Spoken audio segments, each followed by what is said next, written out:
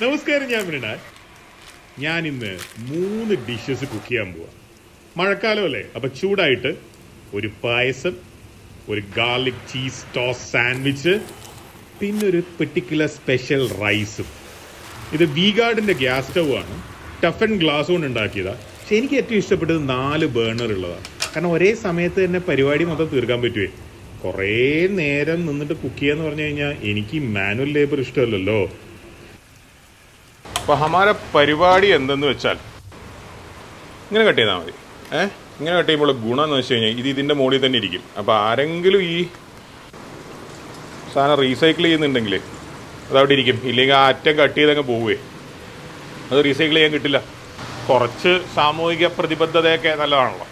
സംഭവം 3 ലിറ്റർ പാലാണ്, full fat പാല്.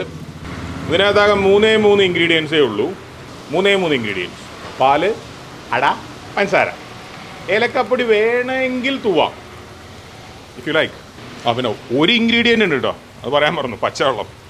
നമ്മൾ പാല് കുറുക്കുന്നതിനോടൊപ്പം പച്ചവെള്ളം ചേർത്ത് കുറുകി കഴിഞ്ഞാലേ സംഭവം ഹരാവും.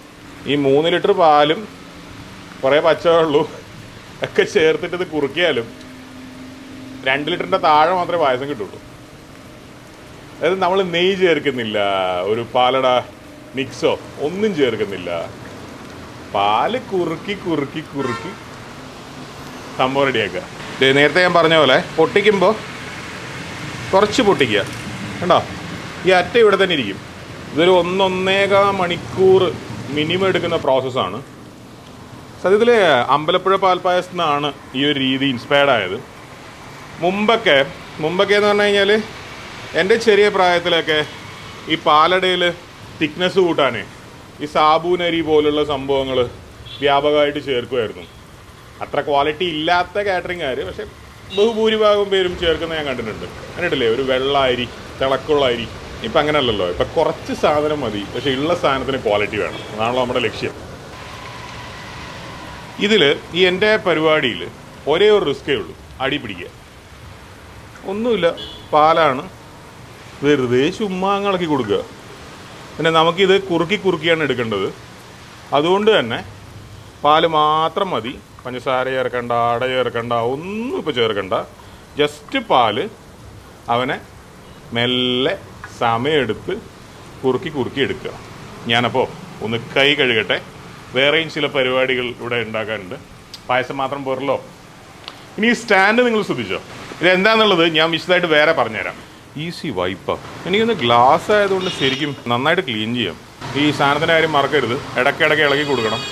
കുക്കിങ്ങിൽ നമുക്ക് ഏറ്റവും കൂടുതൽ വേണ്ട പേഷ്യൻസ് ആണ്. ചെറിയ കുട്ടിയെ വളർത്തുന്നത് പോലെ ഇത് നമുക്ക് കൊണ്ടു നടക്കാൻ പറ്റണം. വലിയ ചൂടൊന്നും വേണ്ട, കാരണം ഞാനിന്ന് സമയം എടുത്ത് ചെയ്യാൻ പോയത്. ഇപ്പോൾ നിങ്ങൾ ഭയങ്കര തിരക്കിലാണെങ്കിൽ നിങ്ങൾക്ക് അത്യാവശ്യം നല്ല തീ വെച്ച് കുറച്ച് മെനക്കെട്ട് ഇളക്കി ചെയ്യാം. പക്ഷെ എൻ്റെ കയ്യിൽ പ്ലെൻറ്റി ഓഫ് ടൈം. ഉച്ചയാകുമ്പോഴേക്കും മതി. 10:45 ആയതേ ഉള്ളൂ. നമുക്ക് സമയമുണ്ട്. ഇവിടെ കുറേ പേര് ജോലി ചെയ്യുന്നുണ്ട്, അവർക്ക് വെച്ച് കുടിക്കാൻ കൊടുക്കാം. പക്ഷേ ഒരു 1.5 ലിറ്റർ പായസം ഉണ്ടാവുള്ളൂ.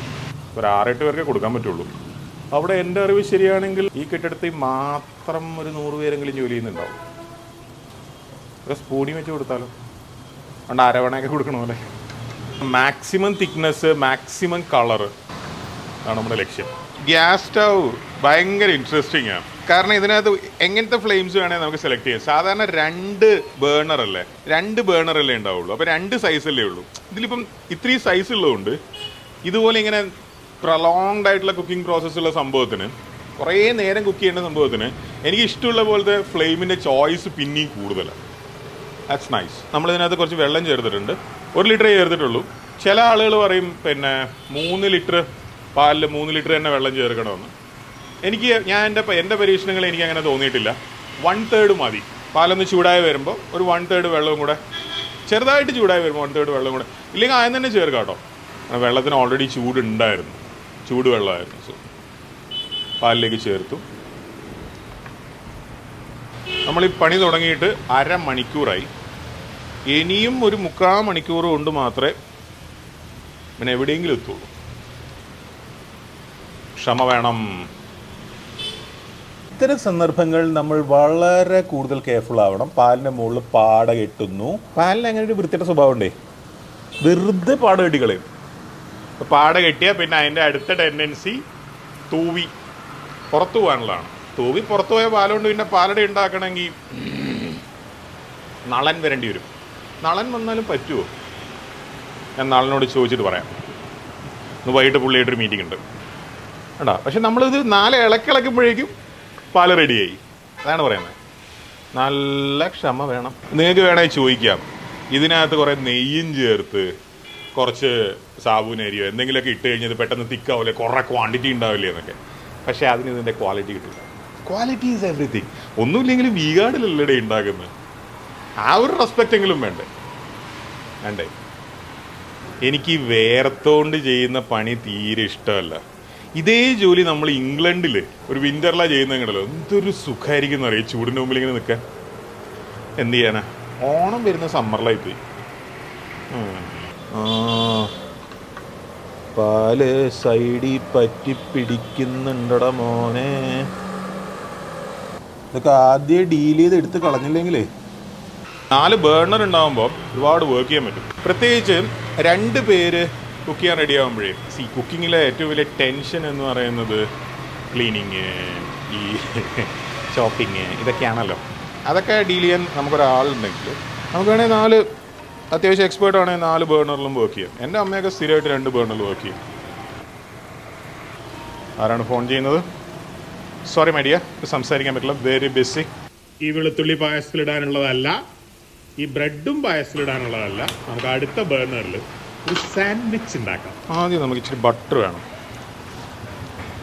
ബട്ടർ ഇരുന്നോട്ടെ, വെറുതെ ഇരുന്നോട്ടെ. ബട്ടറല്ലേ, അതാരും ഉപദ്രവിക്കില്ലല്ലോ. പാലിൻ്റെ കാര്യം മറക്കരുത്. നമുക്കിതിനെ തീ കുറക്കണം. തീ മിനിമം. അടുത്താമതായിട്ട് ലേശം വെളുത്തുള്ളി, ചോപ്ഡ് ഗാർലിക്.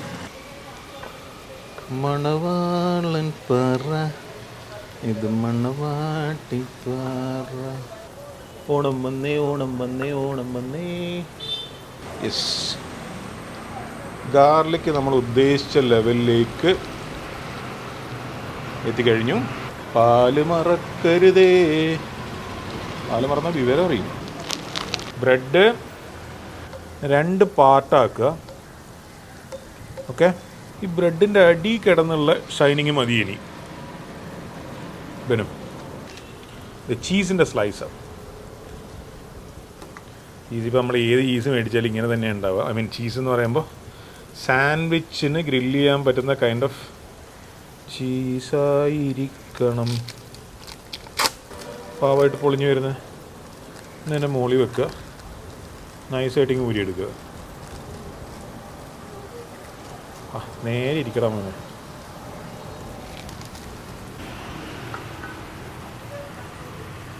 നമുക്ക് ഈ ചീസ് അടക്കം വെച്ച് വേണം ഈ സൈഡ് ടോസ് ചെയ്യാൻ.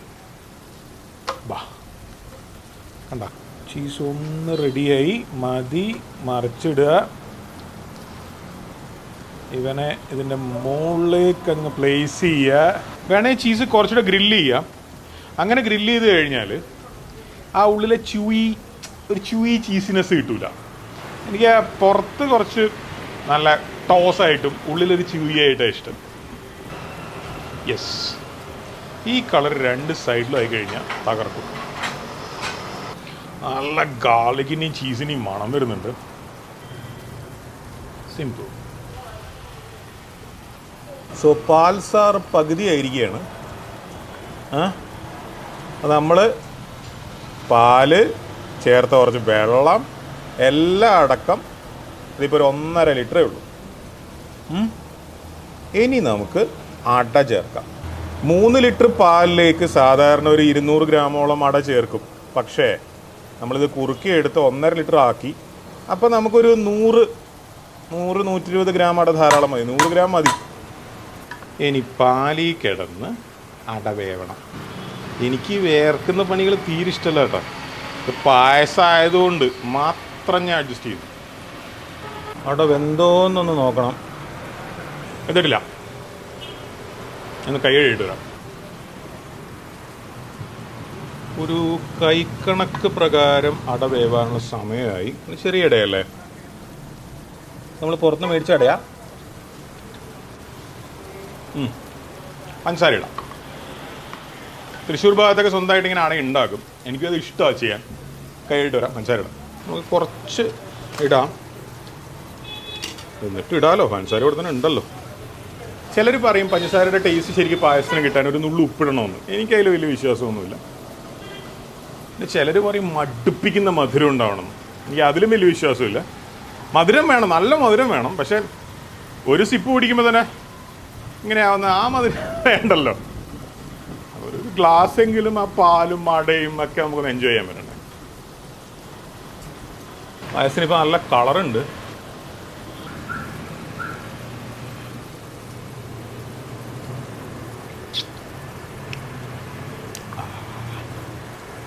ലേശം കൂടെ പഞ്ചസാര വേണം. ഇപ്പം കറക്റ്റ് പഞ്ചസാരയാണ്. ഒരു പൊടിക്ക് കൂടുതൽ വേണം, എന്നാലാണ് അതിൻ്റെ ഒരു മാജിക് വർക്ക് ചെയ്യുക. അതാണ് അതിൻ്റെ എൻ്റെ കണക്ക്. ഇത്രയും കുക്ക് ചെയ്തിട്ടേ ഇവിടെ നമ്മൾ കൈവെക്കുമ്പോൾ ചൂടില്ല കേട്ടോ. എത്ര നേരെ കുക്ക് ചെയ്യുന്നു. ഇവിടെ നമ്മൾ സാൻഡ്വിച്ച് ഉണ്ടാക്കി. ഇവിടെ കൈവെക്കുമ്പോൾ ചൂടില്ല. ഈ ഭാഗത്തോട്ട് ലേശം ചൂടുണ്ട്, പക്ഷെ ഇവിടെ തീരെ ചൂടില്ല. ഇവിടെ ഒന്നും തീരെ ചൂടില്ല. This is kind of safe അല്ലേ. മുട്ടിയാലും പ്രശ്നമില്ല.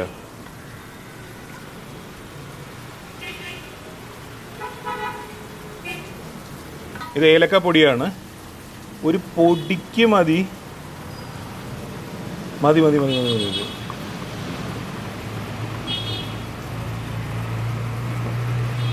ഏലക്കാപ്പൊടി ഇല്ലേലും കുഴപ്പമൊന്നുമില്ല. ഏലക്കാപ്പൊടി ഇല്ലേലും കുഴപ്പമൊന്നുമില്ല. അത് കിട്ടുമ്പോൾ നല്ലൊരു മണമൊന്നു. ഒറിജിനൽ ഏലക്കയാന്ന് തോന്നുന്നു.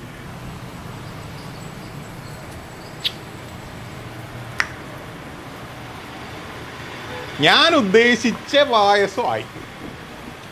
നിങ്ങൾ ഉദ്ദേശിച്ച പായസമായെന്ന് എനിക്കറിയാൻ പാടില്ല. ഞാൻ ഉദ്ദേശിച്ച പായസം. നൈസ്.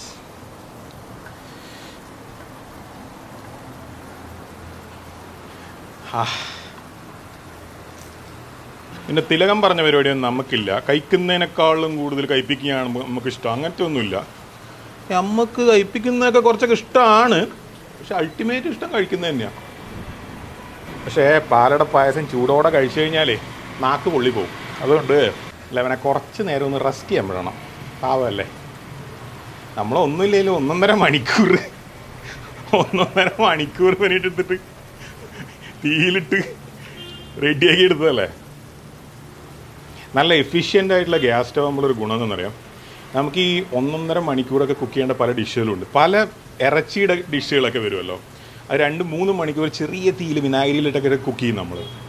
അങ്ങനെ വരുമ്പോൾ എഫിഷ്യൻ്റ് ആയിട്ടുള്ള ബേണേഴ്സും ഗ്യാസ് സ്റ്റവ് ആകുമ്പോൾ കുറച്ചേ ഗ്യാസ് ചിലവാകുള്ളൂ. ഗ്യാസിൻ്റെ വില എന്താണെന്നറിയാമല്ലോ. അങ്ങനെ ഓണത്തിനുള്ള പായസം റെഡി ആയിരിക്കുകയാണ്. ഇനി നമുക്ക് വേറൊരു സാധനം ചെയ്യാനുണ്ട്. റൈസ്. ചെറിയൊരു എക്സ്പെരിമെൻ്റൽ പരിപാടിയാണ്. പക്ഷെ അത് ഈ ബാച്ചിലേഴ്സൊക്കെ ആയിട്ട് താമസിക്കുന്നവർക്ക്, ഹോസ്റ്റലിൽ താമസിക്കുന്നവർക്ക്, അങ്ങനെ ഒരുപാട് പേർക്ക് ഭയങ്കര യൂസ്ഫുൾ ആവാൻ സാധ്യതയുണ്ട്. അതുകൊണ്ടാണ് അത് തന്നെ ചെയ്യണം ഞാൻ തീരുമാനിച്ചു. ആ റൈസ് തന്നെ ചെയ്യണം തീരുമാനിച്ച്.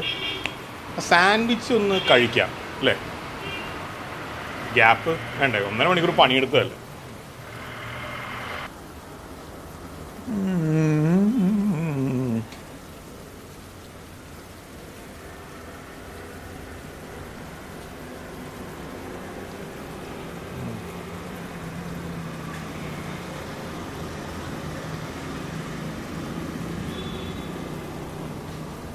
വേണ്ടോ chewy cheese.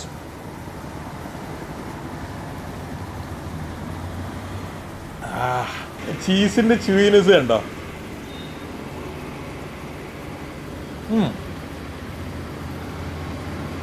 വേണ്ട ചീസിനെയും ഗ്രില്ല് ചെയ്യാം.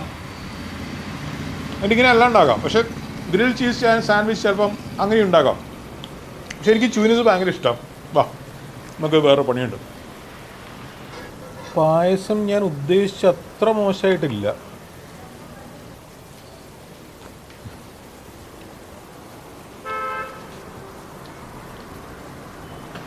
എനിക്ക് എപ്പോഴും ഇങ്ങനെ ഉണ്ടാക്കിയ പായസം കഴിക്കുമ്പോൾ ഉണ്ടാകുന്ന ഡൗട്ടായത് ഇതിനകത്ത് ഇളനീര് ചേർത്തിട്ടുണ്ടോ എന്നും എനിക്ക് ഡൗട്ടുണ്ട്. പക്ഷെ ഓഫ് കോഴ്സ് ചേർത്തിട്ടില്ല, കാരണം ഞാൻ ഉണ്ടാക്കിയത്. 4 ഇൻഗ്രീഡിയൻറ്റ്, 4 പച്ചവെള്ളം, പായസം, അട, ഏലക്കാപ്പൊടി, പഞ്ചസാര, പിന്നെ അധ്വാനം. 1.5-2 മണിക്കൂർ നേരത്തെ അധ്വാനം.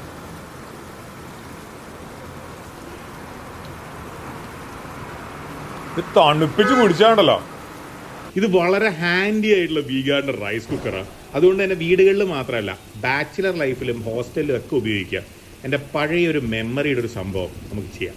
ഹോസ്റ്റൽ അല്ലെങ്കിൽ ബാച്ചിലർ ലൈഫ്, അതിന് പറ്റുന്നൊരു പരിപാടി ചെയ്ത് നമുക്ക് ആദ്യം 2 കപ്പ് റൈസ് മതിയേ. കഴുകി ഒരു 30 മിനിറ്റ് കുതിർത്ത് വെച്ച റൈസാണ്. 3 കപ്പ് റൈസ്, 3 കപ്പ് റൈസിന് 6 കപ്പ് വാട്ടർ. നമുക്കിത് കുക്കിലേക്ക് ഇടാം. റെഡ് ഇത് കുക്ക് ചെയ്ത് കഴിയുമ്പോൾ ഓട്ടോമാറ്റിക്കലി വാമിലേക്ക് പോകും.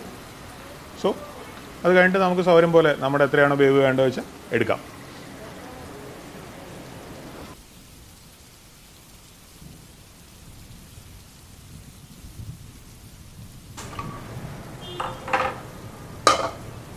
Butter. Yes, rice ready. All right. ചെറിയ തീ, ബട്ടർ ആൻഡ് മുട്ട. ഓക്കെ, ഉപ്പ് ഇപ്പോൾ ഇട്ടാൽ റൈസ് വാട്ടറി ആയിപ്പോവും. നമുക്ക് ഉപ്പും കുരുമുളകും ഇടണം.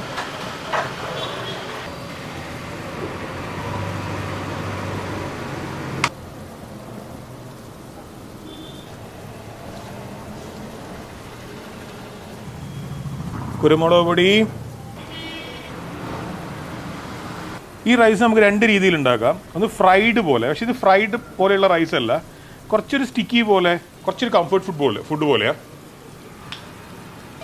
ഇതൊക്കെ പണ്ട് UK പഠിക്കുമ്പോൾ ഉള്ള സംഭവങ്ങളാണ്, കഴിച്ചുകൊണ്ടിരുന്ന സംഭവങ്ങളാണ്.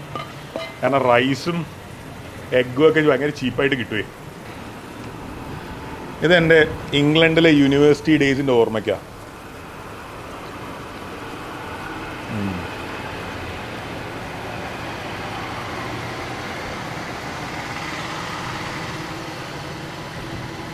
ചില ദിവസങ്ങളിൽ ചിക്കൻ ബ്രസ്റ്റ് മേടിക്കും. എന്നിട്ട് കുറച്ച് സോയ് സോസും ഓയിസ്റ്റർ സോസൊക്കെ ഇട്ടിട്ട് ഒന്ന് ഗ്രില്ല് ചെയ്തെടുക്കും പാൻ. എന്നിട്ട് ഇതിൻ്റെ സൈഡിൽ വെക്കും. അത് ഇതിൻ്റെ കൂടെ കഴിക്കും. പക്ഷെ മിക്ക ദിവസങ്ങളിൽ ഇതേ ഉണ്ടാവുള്ളൂ.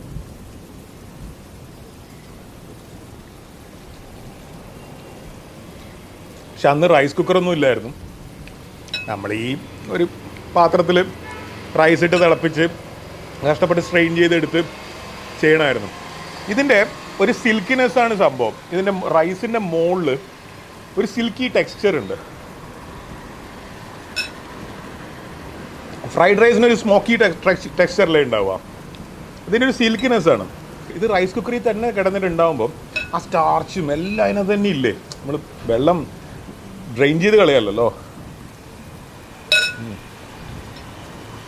കേരളത്തിൽ നിന്ന് ഇംഗ്ലണ്ടിലേക്ക് പഠിക്കാൻ പോകുന്ന സമയത്തെ മനസ്സിൽ യോർക്ക്ഷയർ പുഡിങ്ങും ബീഫ് വെല്ലിംഗ്ടണും ഫിഷ് ആൻഡ് ചിപ്സും അങ്ങനെ പല സംഭവങ്ങളായിരുന്നു. പക്ഷേ at the end of the day യൂണിവേഴ്സിറ്റിയിലെ പഠിത്തവും തിരക്കും പാർട്ട് ടൈം ജോലിയുടെ ഒക്കെ ഇടയിൽ ഇതൊക്കെ ഉണ്ടായിരുന്നുള്ളൂ കഴിക്കാൻ.